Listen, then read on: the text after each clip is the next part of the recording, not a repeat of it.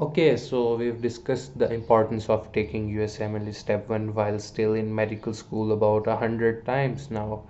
But if you're not willing to take such a huge risk, there are so many ways you can polish your CV for USMLE or PLAB or whichever pathway you want to pursue after your MBBS.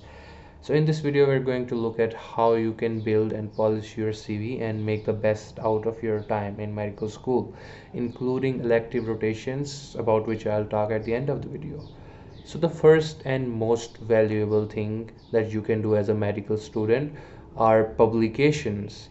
They're the next best thing when it comes to your value as a residency applicant, second only to your USMLE scores. Having a decent number of publications will make you super attractive to the university hospitals that offer residency and will make your application stand out of the competition. And I know at least a few people who had 15 plus publications by the time they graduated. Now the obvious question arises, how to do these publications? Well, the first step would be to start reading different medical journals to have an idea of what kind of literature is being published these days. You could also publish a review article or a letter to the editor, but the easiest thing is to publish a case report. Luckily, most of our hospitals in India and Pakistan are full of interesting cases, and whenever you see such a rare and interesting case, talk to your seniors about it or make a group of friends and try to report the case in some well-reputed journal. You can also contact your medical school's community medicine department. They might have some projects going on which you can participate in. Moving on, we have poster presentation. They're probably the best alternative to publication as they're easy to make and present. And I don't know about you, but my college had a lot of conferences organized over at our college campus back when I was a medical student. For example, let's say there's a cardiology conference that's going to be held at your college in the near future.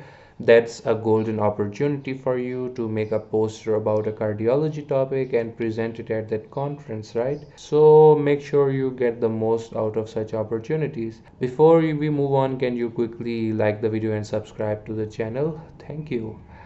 So another way that you can build your CV is by volunteering during your college years. If the volunteering has a connection to the medical field, then it's a big deal because nowadays residency hospitals put lots of emphasis on volunteering because that tells the program how competent and active you are as a person. For example, my medical college had a blood donor society that any student could join.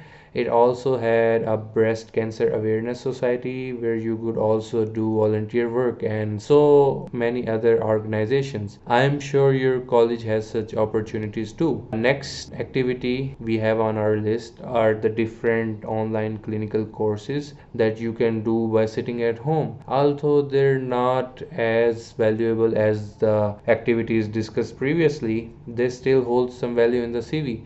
There are so many courses available online, including some with famous universities like Harvard, and I've listed some of them on my Patreon account, and some of them are free as well, so check them out.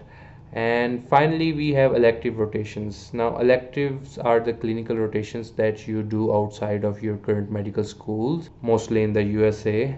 They're very valuable in the residency process and they can generate a strong letter of recommendation, which comes handy later down the road when you apply for the residency. How to get these elective rotations in USA is a huge topic in itself and I plan to make a video on that. I've also shared my list of the many US hospitals and clinics that provide elective rotations on my Patreon account. Link to my Patreon account is in the description, where you can support my work for less than the price of a burger and you get full access to the electives and observership lists and many other lists and match materials. So to summarize, you do publications during your medical school, you can do poster presentations, you can do volunteering with different organizations, You can also do free research courses from different websites, including Harvard courses. You can also do electives in US or UK, depending on whether you want to pursue USMLE or PLAB. List for the elective rotations is on my Patreon. If you have any questions whatsoever, don't hesitate to ask me in the comments, and I'll see you in the next video.